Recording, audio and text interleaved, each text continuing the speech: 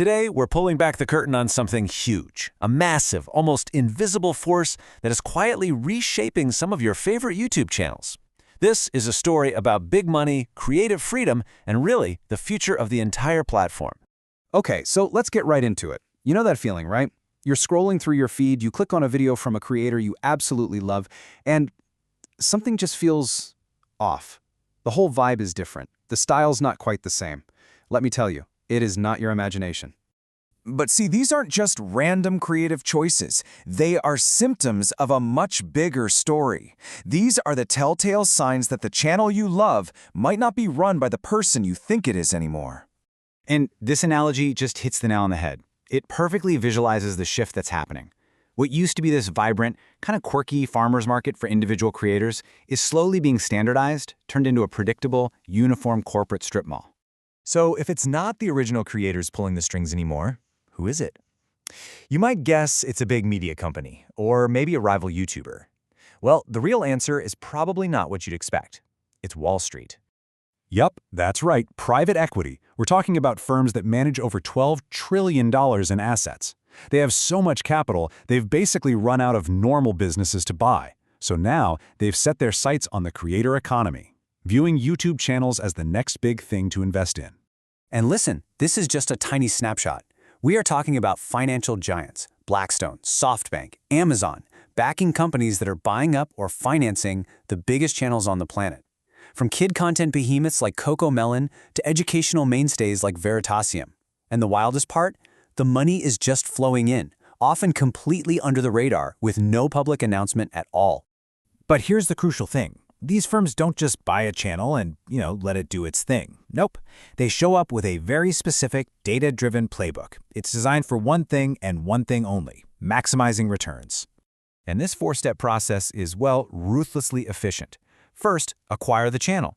Then, centralize all the boring back-office stuff. Step 3 is to optimize everything for the algorithm. That means more uploads, more trendy topics, and finally, the most critical step for them, they de-risk the whole investment.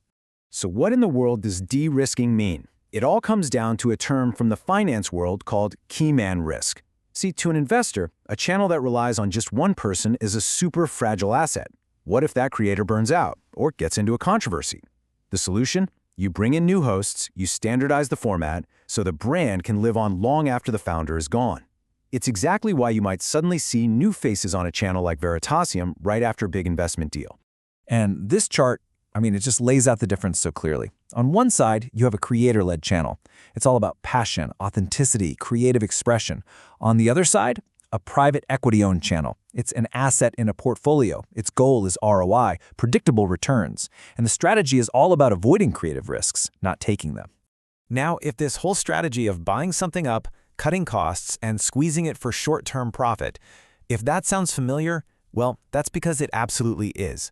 This is the exact same playbook private equity has been using for years to restructure huge parts of our economy. Think about retailers like Toys R Us, or all the local newspapers that have been gutted, or even the rising costs in healthcare. The pattern is often the same: load a company up with debt, extract as much value as you can, and then get out, sometimes leaving just a shell of the original business behind. And now that same thinking is being applied to YouTube channels. But what about the creators themselves? What does this all mean for the people who poured their actual lives into building these amazing communities from scratch, only to get an offer that could change their life forever? And look, let's be totally clear here. Selling is often a completely rational and understandable choice.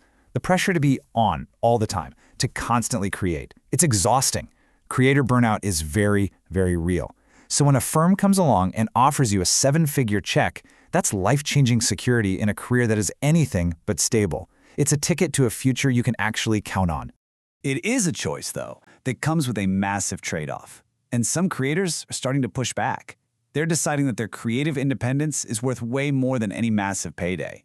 And this quote from the creator of 2-Minute Papers, it just gets right to the heart of the whole conflict. He was offered millions, and he said no. He points out that from a pure business perspective, taking extra time to make a video better is an operational defect. Think about that. The very thing that makes this channel great is considered a flaw to an investor. For him, that quality is the entire point.